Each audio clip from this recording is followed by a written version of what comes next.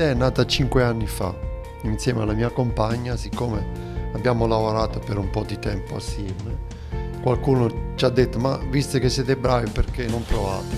Quindi abbiamo provato e tentato e siamo ancora qua, stiamo riuscendo a portare avanti un lavoro perché giustamente abbiamo puntato sulla qualità.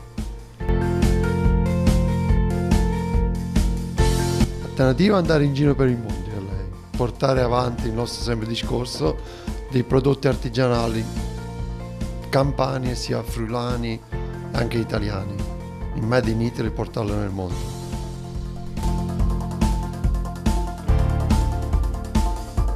Ci siamo trovati benissimo, stiamo riuscendo, siamo inseriti benissimo anche a Venzone, anche con la popolazione, e il nostro discorso all'inizio è stato un po' duro, nel senso che le persone magari non capivano il nostro progetto, perché noi tentiamo di fare i nostri prodotti freschi, abbiamo una vetrina piccolissima di pasticceria, no? Quindi momentaneamente i dolci magari se mancano li facciamo al momento, facciamo una pasticceria espressa.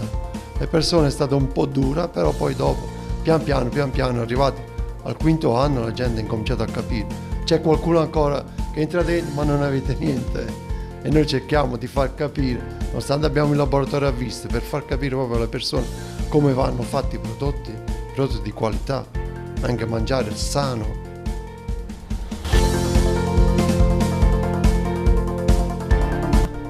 Il servizio, questa è la pasticcina di tutti, noi facciamo entrare tutti e cogliamo tutte le occasioni anche per aderire a qualsiasi attività con loro. Cerchiamo di farle sentire a casa, entrando qua uno si deve sentire a casa. Stiamo aderendo a tanti progetti sia con le scuole elementari, medie, cerchiamo di unire tutta la popolazione, quindi abbiamo fatto tanti progetti in pasticceria, abbiamo portato i bambini dalle elementari a mettere le mani in pasta, a fare i biscotti con noi, abbiamo fatto tanti progetti, abbiamo avuto anche persone disabili di fuori del territorio che hanno fatto degli articoli insieme a me in pasticceria.